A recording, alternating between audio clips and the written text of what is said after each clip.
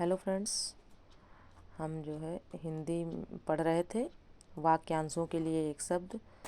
आइए देखते हैं वाक्यांशों के लिए एक शब्द जो कि टीचटी, पीचटी, आरओ, एआरओ आदि परीक्षाओं के लिए महत्वपूर्ण है। वह ध्वनि जो कहीं से टकरा कर आए उसे क्या कहते हैं? प्रतिध्वनि कहते हैं। वह स्त्री जिसके हाल में ही शिशु उत्पन्न हुआ हो उसको प्रसूता कहते हैं। वह आकृति जो किसी शीशे, जल आदि में दिखाई दे उसे प्रतिबिंब कहते हैं। प्रमाण द्वारा सिद्ध करने योग्य प्रमेय कहलाता है। संध्या के बाद व रात्रि के पूर्व का समय प्रदोष कहलाता है। ज्ञान नेत्र से देखने वाला प्रज्ञा चक्षु कहलाता है। हाथ से लिखी गई पुस्तक पांडुलिपि कहलाती है। किसी परिश्रम के बदले में मिलने वाली राशि पारिश्रमिक कहलाती है। जिसका स्वभाव पशुओं के समान हो उसको पार्श्विक कहते हैं। मार्ग में रखने के लिए भोजन को पाथेय कहते हैं। समुद्र का वह भाग जिसके तीन ओर पानी हो प्रायद्वीप कहलाता है। समुद्र में लगने वाली आग को बड़वा नल कहते हैं। बहुत विषयों का जानकार बहुज्ञ कहलाता है। जो अनेक रूप धारण करता है उसे बहुरूपिया कहते हैं। बहुत से देवताओं के अस्तित्व में विश्वास करने वाला मत बहुदेववाद कहलाता है। काफ़ी अधिक कीमत का बहुमूल्य कहलाता है। अनेक भाषाओं को जानने वाला बहुभाषाविद कहलाता है। रात का भोजन ब्यालू कहलाता है या रात्रि भोज कहलाता है। किसी भवनादि के खंडित होने के बाद बचे शेष क्या भग्नावशेष कहलाते हैं। भय के कारण बेचैन को भयाकुल कहते हैं।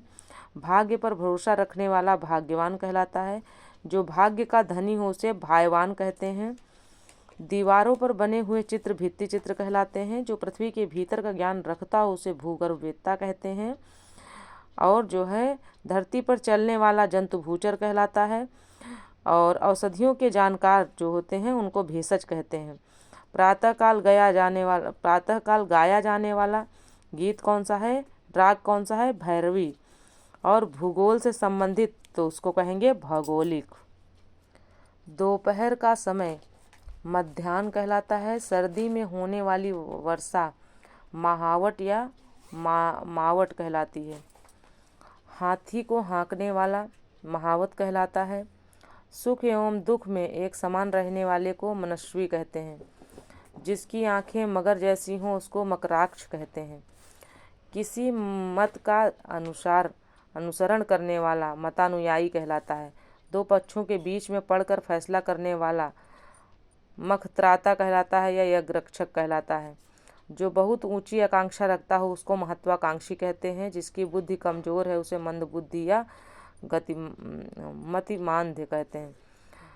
मन का असीम दुख मनस्ताप। माता की हत्या करने वाला मातृहंता। कम खाने वाला मिताहारी। जो असत्य बोलता हो मिथ्यावादी। जिस स्त्री की आंखें मछली के समान हो उसे मीनाक्षी। मुद्रा का अधिक चलन मुद्रास्फीति।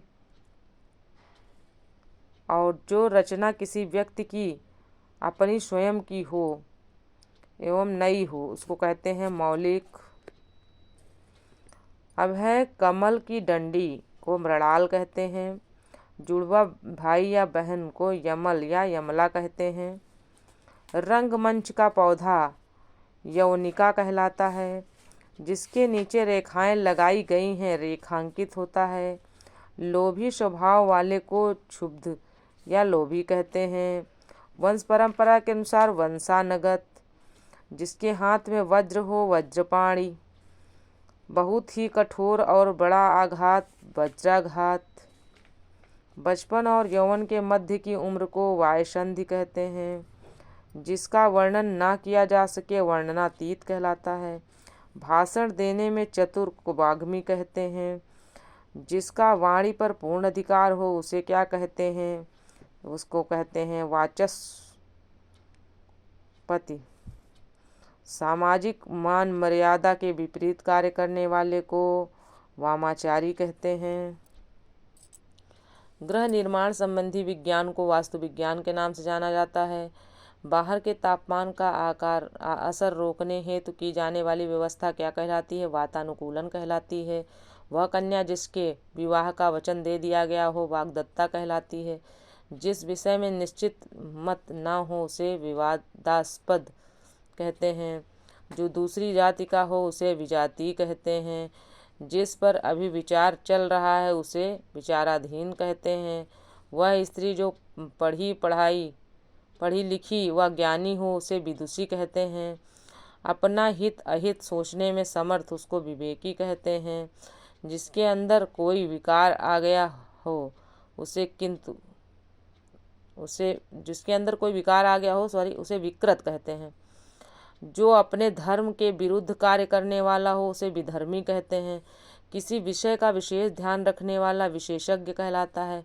विनाश करने वाला विध्वंसक कहलाता है। जिसके शरीर के भाग में कमी है विकलांग कहलाता है। जो 100 बातें एक साथ याद रखता हो उसे शतावधानी कहते हैं। जिसके स्मरण मात्र से ही शत्रु का नाश हो या शत्रु का नाश करने वाला उसको कहते हैं शत्रुघ्न। शिव का आलय शिवालय कहलाता है। शुभ चाहने वाला शुभेच्छुदु या शुभाकांक्षी कहलाता है। जो सुनने योग्य हो उसे श्रवणीय कहेंगे। श्रव्य या फिर श्रवणीय। जिसके 6 कोण हों उसे षटकोण कहेंगे।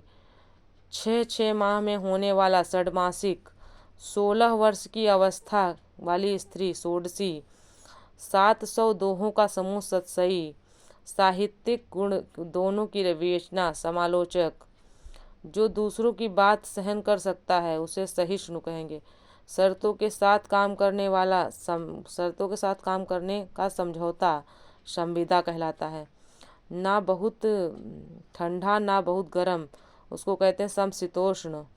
सब कुछ पाने वाला सर्वलब्ध। जो समस्त देशों स्थानों से संबंधित हो उसको कहेंगे सार्वभौमिक।